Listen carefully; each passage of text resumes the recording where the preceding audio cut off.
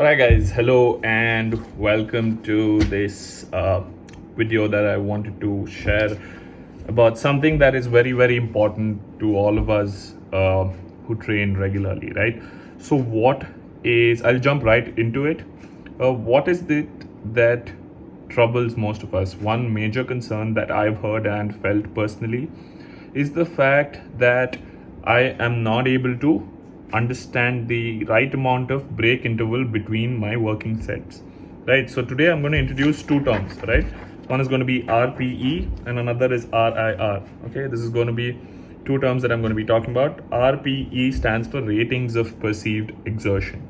So ratings of perceived exertion is pretty self-explanatory, but I will actually dwell a little more into it.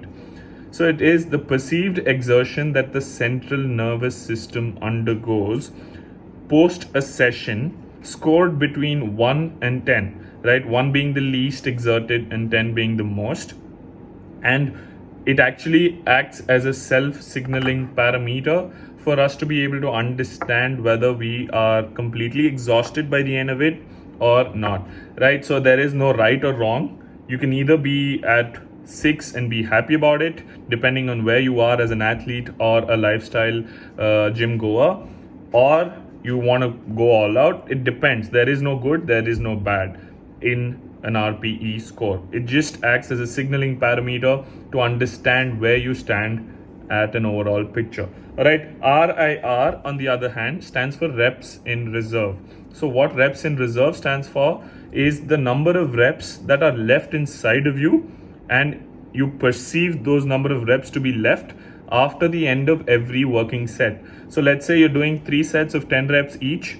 After the 10th rep, the number of reps you could have still done at that weight acts as reps in reserve. It will also help us determine the load that we'll actually be able to lift while actually lifting lesser loads. So RPE and RIR, I feel, are two major parameters in getting that rest interval in place. In addition to this, it also depends on what your goal is, right? It can either be strength, it can be power, it can be muscle endurance, it can be hypertrophy. It depends on what your goal is, and you can fix your rest interval according to that.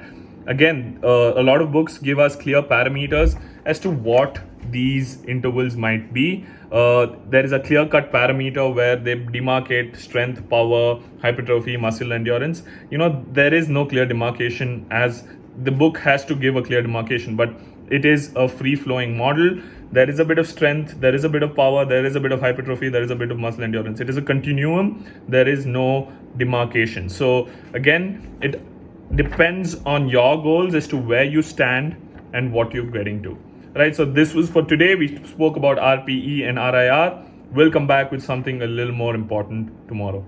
Take care.